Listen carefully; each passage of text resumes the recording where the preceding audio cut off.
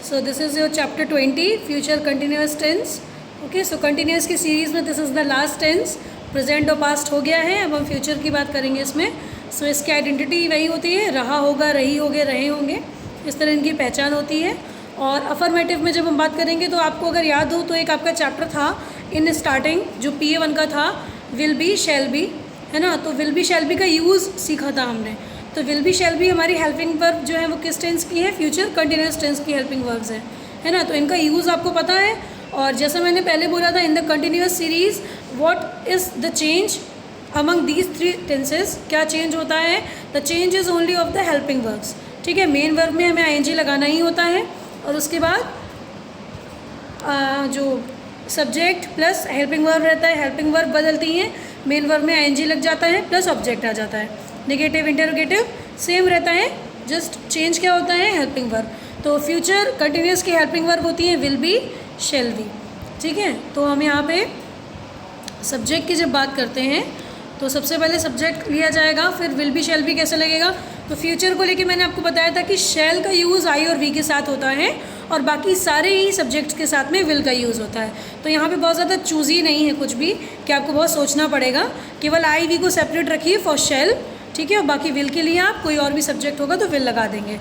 उसके बाद आपका वर्ब में ING फॉर्म आएगा प्लस ऑब्जेक्ट आएगा. तो एग्जांपल देखेंगे, वह आज आ रहा होगा. ठीक है, वह आज आ रहा होगा के लिए जो सब्जेक्ट है हमारा वो है वह, और आ रहा होगा मतलब मैस्कुलिन जेंडर है, सिंगुलर है. ही लिया, ही है, तो हमारी हेल्पिंग वर्ब विल बी होगी, शैल बी तो नहीं होगी, तो विल बी आ गया. उसके बाद मेन वर्ब में ING, तो आने की इंग्लिश होती है कम, ING हुआ तो कमिंग, और आज यानी टुडे.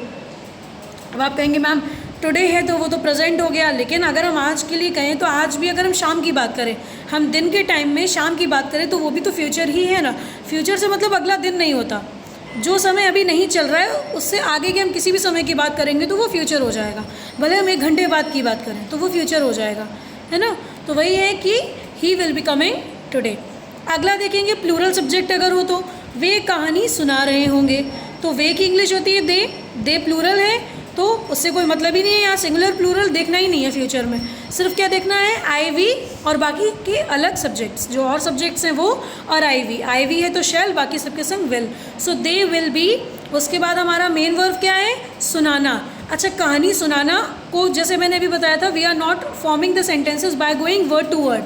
हम वर्ड टू वर्ड जाके इंग्लिश को कभी भी ट्रांसलेट नहीं करते, हम उसके एक्सप्रेशंस पे जाते हैं. तो कहानी सुनाना मतलब कोई गाना, कहानी कहना, इसका मतलब क्या होता है, कहना. और कहने के लिए हम बोलते हैं टेल या से, कहानी बोलना या कहना. तो यहाँ पे हो जाएगा टेल, और टेल जब हमारी मेन वर्ब है तो ING फॉर्म हो जाएगी telling. So they will be telling a story. अब एक टाइम पे तो इंसान एक ही कहानी सुनाएगा, तो they will be telling a story. अब यहाँ पे हम I के साथ आपको दिखा देते हैं जिसमें शेल का यूज़ करना है. ठीक है, तो मैं तुम्हारी मदद कर रहा हूँगा, मैं है तो I आ गया. उसके बाद आपका I के संग विल तो आना नहीं है और शैल आ जाएगा यहाँ पे. तो शैल भी मदद करने के लिए आता है, हेल्प, ING फॉर्म लगानी है, हेल्पिंग हो जाएगा. उसके बाद किसकी, तुम्हारी, तो हमारा ऑब्जेक्ट हो गया you. So I shall be helping you.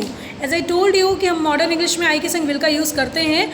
और एक चीज़ मैंने कल बताई थी in the video of future indefinite tense कि विल और शैल कब अपोजिट वे में यूज़ होते हैं फ्यूचर में, ग्रामेटिकली कब होते हैं, जब बात को निश्चितता से कहा जाता है कि कोई काम ज़रूर किया जाएगा, ऐसा जब बोलते हैं तो सब्जेक्ट के अकॉर्डिंग जो हेल्पिंग वर्ब है वो उल्टी हो जाती हैं. I और V किस लग जाता है, बाकी संग में शैल लग जाता है अगर बात में प्रेशराइजेशन है तो.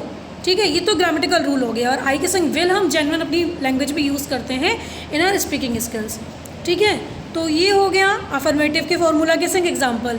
नेगेटिव में कुछ नहीं, लेकिन एक चीज़ का याद रखना है, यहाँ पे जहाँ पे बी लग रहा है शैल बी, तो नॉट जो है वो आपका विल और शैल के जस्ट बाद आ जाएगा.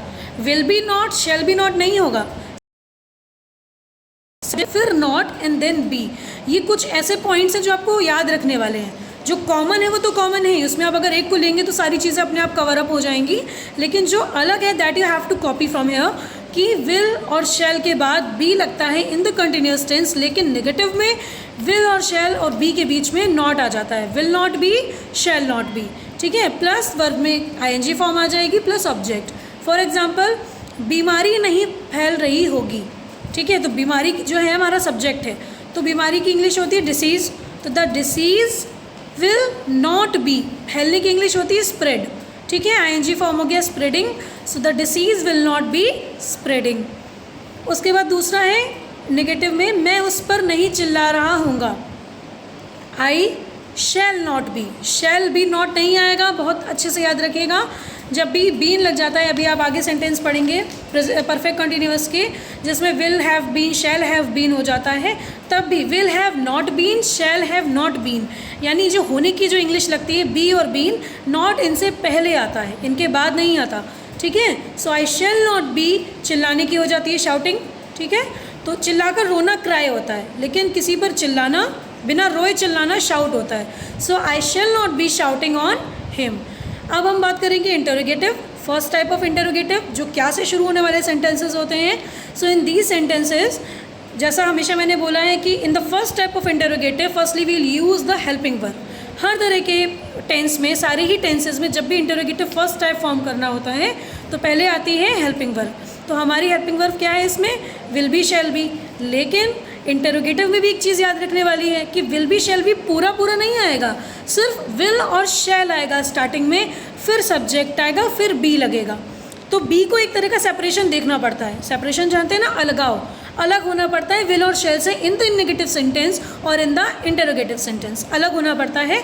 और अगर कहीं नॉट भी आ गया, नेगेटिव भी आ गया इंटरोगेटिव में, तब तो बी बिल्कुल लास्ट में पहुंच जाता है, तब आपका विल शैल आएगा, फिर सब्जेक्ट आएगा, फिर नॉट आएगा, अगर है नेगेटिव तो फिर आपका बी आएगा।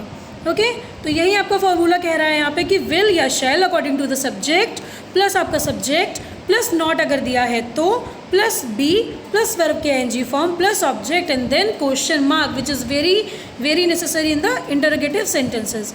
एग्जाम्पल देखेंगे, क्लियर हो जाएगा। क्या वे लड़ रहे होंगे, तो क्या वे की इंग्लिश हो गई दे, लगाना विल है, शैल तो लगाना नहीं है, सो विल दे बी और लड़ने की होती है फाइट, तो हाँ आईएनजी फॉर्म में हो जाएगा fighting, so will they be fighting and then question mark, sentence complete. Now next एक और है जो मैंने नेगेटिव बना के इसमें दिखाया है, क्या मैं तुम्हारी मदद नहीं कर रहा हूँगा, ठीक है, क्या मैं तुम्हारी मदद नहीं कर रहा हूँगा, तो शैल I not be helping you, आई है तो शैल लग जाएगा, उसके बाद आई, देन नेगेटिव है तो पहले नॉट फिर बी, इसमें शायद लिखा है कर रहा हूँ, राइटिंग मिस्टेक है, so the sentence, the correct sentence is कर रहा हूँगा। Okay, so shall I not be helping you.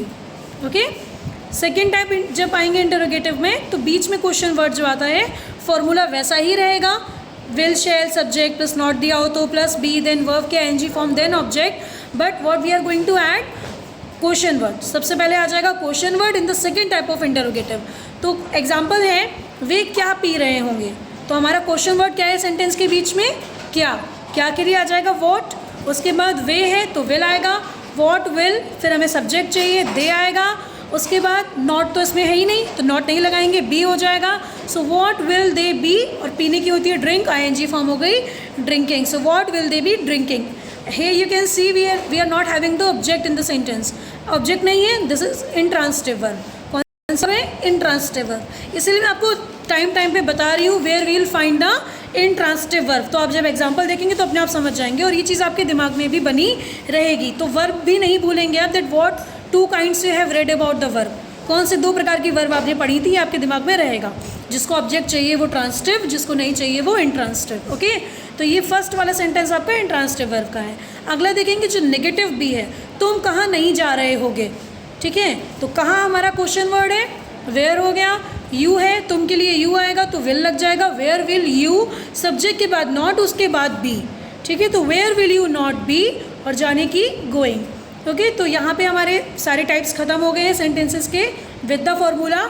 अब एक चीज़ आप ये याद रखिएगा, when you are making the sentences, so first you can see the formula, कि लाओ देख लें इसका क्या स्ट्रक्चर है, then you are going to form the sentence, लेकिन ऐसा हमेशा नहीं कर सकते, बिकॉज ड्यूरिंग द एग्जाम जब भी आपको कभी ट्रांसलेट करना होगा you have to remember the structures, याद रखने पड़ेंगे ना, और याद रखने के लिए मैंने क्या बताया, डू नॉट लर्न देम, रटना नहीं है, शैल प्लस सब्जेक्ट प्लस वर्ब की ना, this can be you know, अभी याद रहेगा 10-12 दिन बाद, महीने भर बाद भूल जाएंगे, for learning them for ever तो आपको कॉमन चीज़ों को पहले लेना है। जैसे कंटिन्यूस टेंसेस में एक साथ क्यों पढ़ा रही हूँ सारे, क्योंकि एक चीज़ इनमें कॉमन होती है कि मेन वर्ब में एनजी फॉर्म होती है, चेंज क्या होता है हेल्पिंग वर्ब, और फ्यूचर में थोड़ा सा डिफिकल्ट हो जाता है क्योंकि बी लग जाता है। तो ये याद रखिए कि नॉट के बाद भी आएगा, और नॉट नहीं है तो सब्जेक्ट के बाद भी आएगा इन नेगेटिव एंड इंटरोगेटिव। तो जो चेंजेस हैं उनको पॉइंट आउट कर लो, कॉमन चीज़ों को तो याद रखोगे ही, उसमें कुछ नया नहीं है।